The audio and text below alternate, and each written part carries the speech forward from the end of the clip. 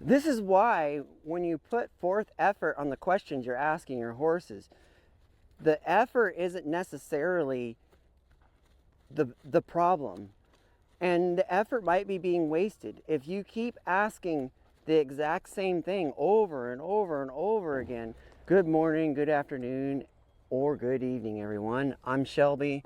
I have Sushi with me today, and I want to touch on how clarity develops in our training programs. There's a couple different topics that we can go by, and the one I want to talk about today is communication. So, in my mind, horses communicate mostly with body language. The only time I've seen a horse talk is on TV, and I don't know how to teach a horse to talk. So, I use body language. Humans, on the other hand, they are very good at talking and texting and, using words. Those two versions of communication are not alike, obviously. So how do we develop that to make more clarity with our horses? In my mind, we have to translate. So when you move your horse around, like when I ask her to move around for me,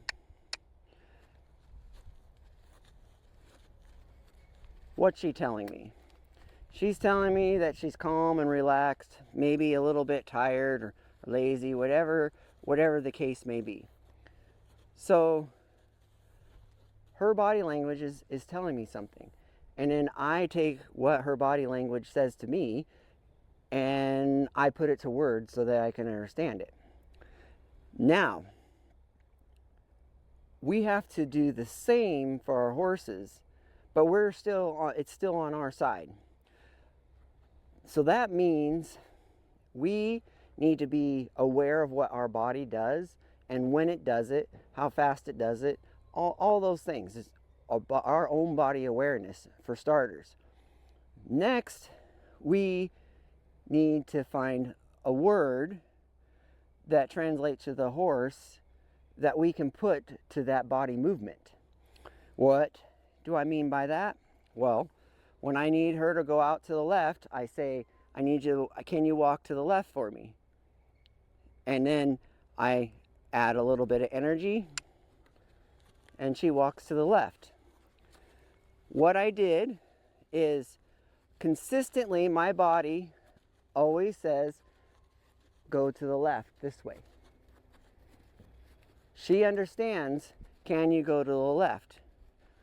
And since I didn't ask for a change of gait, add a walk. So as they advance, then we do this. Can you go to the left at a trot? Same body language, we add one more thing, a little more energy. And now our horse is trotting in a circle to the left. They answer that question. She's calm about it. She knows exactly what to do. No ringing tail, no nothing. She's confident. We're engaging. We're having a conversation. So now I quit. What does she do? She says, oh, we're done. Cool. That is essentially, in my mind, how it works. So, key point one, what is your body doing? You need to be aware of your body. Key two is you need to pick a word and a movement of your body and stick with it. Stay consistent. That is above all important. Now, what happens if you're working with a green horse that doesn't know something? You ask them a question. I need you to go, can you go to the left at a trot? And then go over the bridge. Well, they've never gone over the bridge. They've never gone over anything before. So they know to go to the left and trot. The bridge now, going over the bridge, is a guess. When the horses start to guess, they lose a little bit of confidence. They lose a little bit of engagement. They lose a little bit of focus. So our job is, when we start adding these words, is to stay consistent, make sure our body language is right, and anytime that they are starting to guess in the right direction, we go, Yes, that's the way. Kind of like if you were a kid. I know when we did Easter egg hunts, sometimes my parents would be like, you're getting warmer, you're getting warmer. Same principles there. I don't have a super green horse to demonstrate this in real time, so Sushi and I are going to make it up. So again, ask her to the left. She's going to the left. I'm going to ask her to pick up the trot. Wait till there. And we're going to treat her like a green horse. We're working to the left, working to the left. And then I'm just going to move my circle to where that bridge is in her way. And my energy goes towards that bridge, and she goes right over it. So here is where a green horse would be. Maybe instead of her, she's learned to target obstacles really well. So now I have to work at it. So maybe she doesn't go over the bridge. I'll ask her to go around it. Maybe because they don't understand what going over the bridge is. And then maybe they come to the inside between you and the bridge. Those are all fine. But I'm going to wait till something like this happens. Maybe she stepped on the bridge. I'll acknowledge it and say, yes, that's the right direction. Or maybe they come over here. I don't think she'll do it, but they'll just do something like this. Yes, I'll reward big time for that. Because she's guessing that going over the bridge is the next part of the question that we're asking. She's guessing, but at least she's guessing on the right path. So I'm going to reward her for it. Oops, get off my stuff here. And she knows what to do, so we're doing really good at just, reenacting. After the bridge no longer is a guess, we gained two things. One is the next time we ask them to go over something else, maybe a tarp, trot poles, you name it, a mud puddle on the way to the barn. The question now you're saying, can you go over blank? Can you go over the tarp? Can you go over or through the mud puddle? Now the only thing that the horse is guessing is the mud puddle or the tarp. The go over is been put in as a body language word that we understand, and then we translate to the horse through body language, and the horse responds. And as they progress, that conversation gets more and more in depth. A little slower trot, a little faster trot. How about a lope? How about we do it in a quarto if you're working with a Pasofino, or whatever the case may be. That not only makes the guessing easier, because as that horse progresses, you're going to ask, can you go to the left and go over blank? They'll just fill in the blank.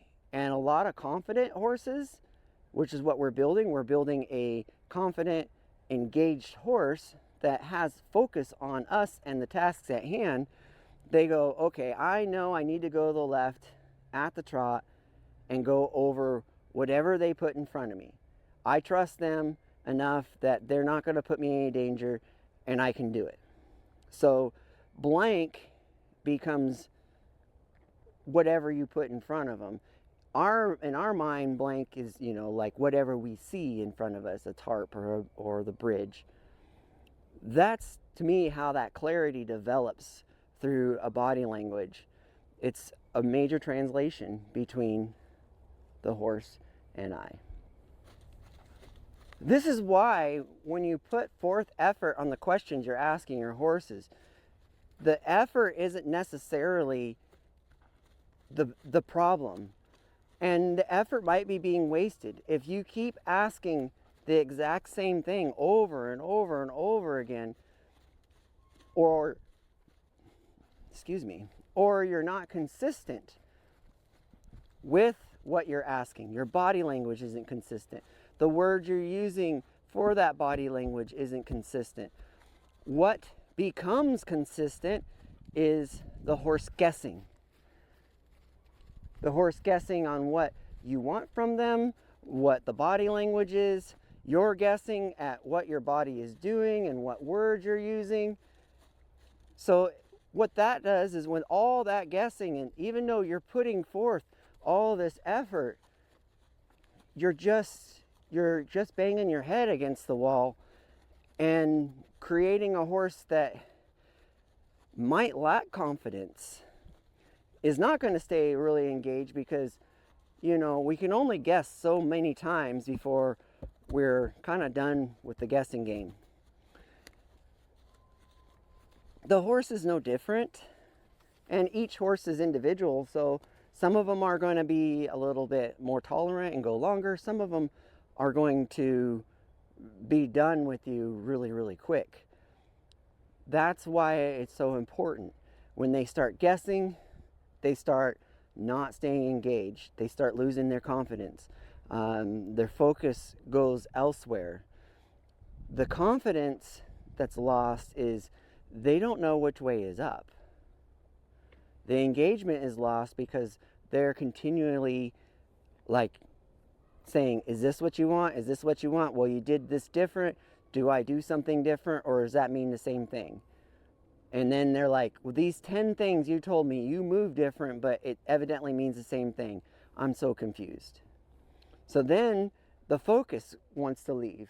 If the focus leaves because they're done being in the conversation, the engagement leaves. Unfortunately, that's the way it kind of works. This is just one way where we can increase our clarity and see how deep that clarity can go in training a nice horse. I thank you guys for spending your time with me. I thank you for the likes, the shares, the comments. I love that stuff. Thank you very much. Enjoy your day, enjoy your ride, enjoy your horses, and enjoy your lives. And give Sushi a good job in the comments, because she did a really good job for being on camera for me today and pretending that she's a green horse. Until next time.